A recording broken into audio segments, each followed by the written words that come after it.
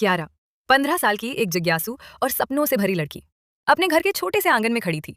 अचानक आसमान में एक चमकदार रेखा उभरी और धड़ाम, एक सुनहरा चमकता हुआ झाड़ू उसके पैरों के सामने आ गिरा। कियारा ने विश्वास न करने वाली आंखों से उसे देखा।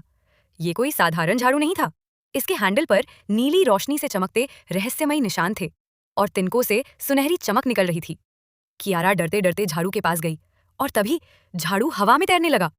एक मुलायम सी आवाज आई, नमस्ते कियारा, क्या तुम आसमान के पार जाना चाहती हो? कियारा का दिल जोरों से भड़क उठा। क्या ये सच में उससे बात कर रहा था? कियारा थोड़ा डरते हुए झाड़ू पर बैठी।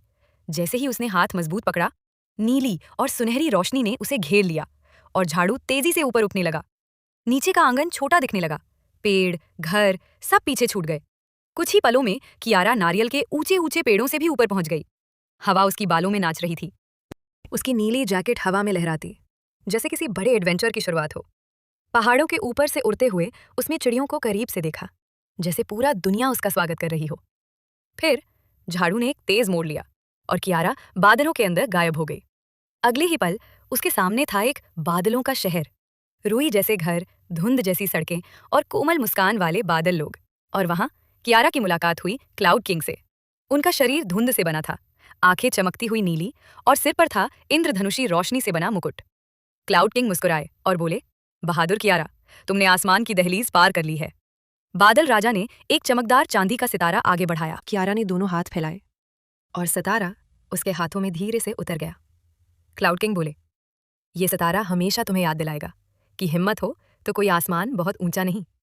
झाड़ू कियारा को और ऊपर ले गया, इतना ऊपर कि छोटे छोटे तारे उसके आसपास नाचने लगे।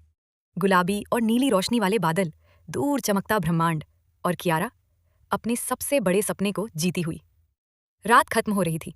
सुबह की सुनहरी किरणें कियारा के चेहरे पर पड़ी और उसने झाड़ू को धीरे धीरे अपने गांव की ओर मोड़ा। उसके हाथ में वो चांदी का सितारा धीरे धीरे चमक रहा था।